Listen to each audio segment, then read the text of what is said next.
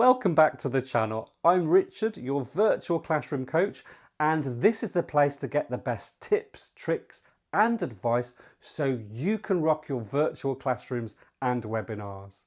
Now in this video we're going to take a look at virtual icebreakers.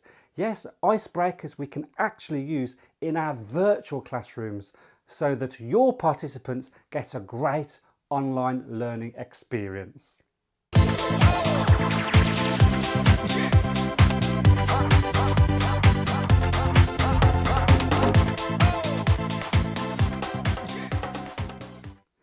Before we begin, if you like any of the content in this video, please press the like, bell and subscribe buttons below. It really helps to support the channel.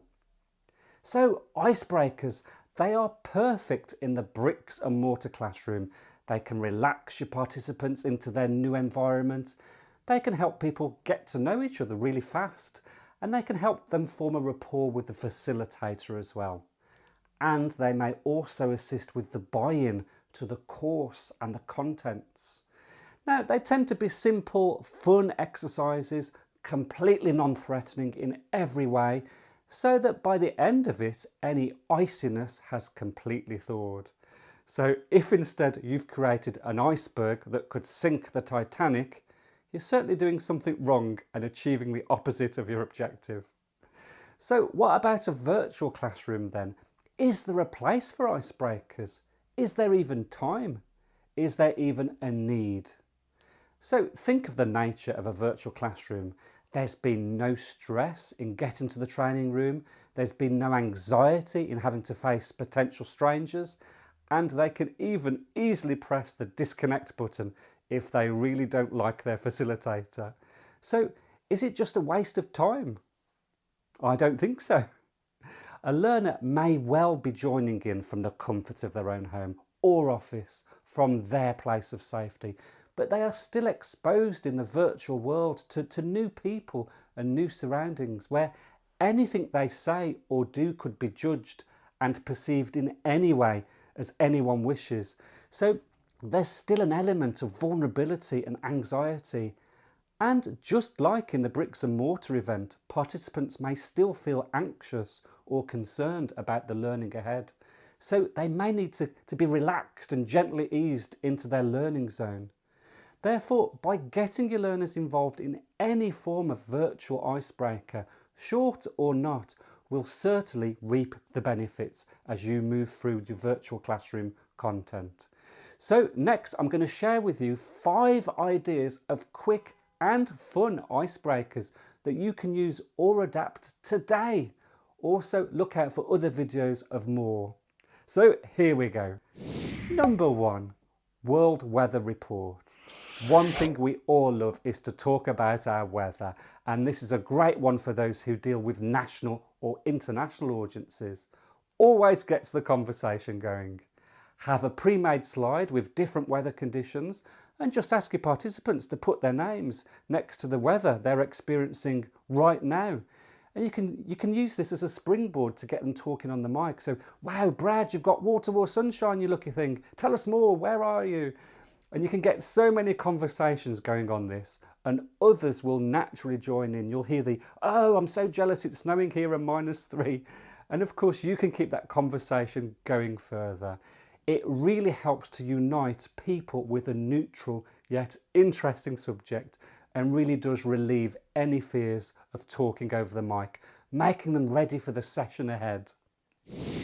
Number 2, the virtual map. This is also geographical based. So start with a map of the area you're broadcasting to and simply get participants to plot on the map and annotate their names, so we get a real picture of where people are joining from, and it also satisfies everyone's curiosities and again allows for fun and interesting chats. Oh, Louise, you're calling from Blackpool, love the pleasure beach there, has anyone here ever been on the big one? And so on. Number 3, annotate. Yes, you heard that right. This is great to get people talking on the mic really freely and introducing them to the tool of annotate. The finer details may depend on numbers, but this is how the idea goes. Everyone gets a turn to spot an object in their surroundings. The most unusual, the better. They then have to draw it via annotate, and the first person to get it right wins a point. Then you choose another person to do exactly the same. Now, it not only encourages conversations, but gets everyone over the fears of annotating on the screen. Number 4, real world or virtual world. So everyone has to think up a crazy or unusual fact about themselves. It can be real world, i.e. true, or virtual world, i.e. made up. And you get everyone to annotate their fact without their name anywhere onto the screen. Then everyone first has to guess which facts are true and false and sort them accordingly. Then the owners have to tell us the truth and expand if necessary. Lots of stuff comes out and it can be a lot of fun. Number 5, virtual runaround. Remember those times you used to play this game in your training rooms? You get everyone to run to a corner of the room based on their chosen answer, and anyone with a wrong answer in the wrong corners would get disqualified. Those remaining, they'd play on until you got a winner. Oh, it's such a shame we can't do that in the virtual world. But we can. All you need is a slide with 4 marked corners, and once the answer choices are revealed, everyone has so many seconds to annotate their name in their chosen corner, or it could be a stamp or a shape depending on numbers. It's so much fun, and there's no health and safety issues, not a single asthma attack, trip or palpitation. There you go, just some ideas for fun and creative ways to break the ice and get people talking and get people relaxed into the technology. Please feel free to use these or change them to suit your environment or audience. Some aspects may need to be tweaked depending on numbers as well. Also, does your virtual classrooms have breaks? Maybe even they're split up into a morning session and an afternoon session. These icebreakers can be split up across both sessions in just the same way to kick off the sections. For me, the key to a successful and collaborative virtual classroom is conversation and communication. If you've ever facilitated a session where responses are minimal and conversation is rare, it's so frustrating, and in fact it can take longer. The learning experience is also degraded. So although you may think you don't have time for an icebreaker, it can really help with momentum throughout the rest of the session and indeed increase collaboration and quality throughout. Time well spent. So that's it for now. 5 virtual classroom icebreakers to add to your toolkit. In the descriptions below you'll find links to the slides I use, completely editable so you can recreate your own style or brand.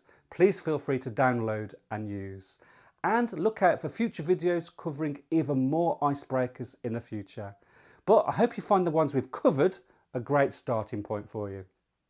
So can you think of any others? Are there any you already use? Please let us know in the comment section below, and who knows, we could feature them in a future video. So if you've liked this video, please press the subscribe, like and bell buttons below. It really supports my channel and it means we can stay in touch and you'll be the first to know when a new video lands. Also, why not browse my other videos right now? But until then, as always, thank you so much for watching.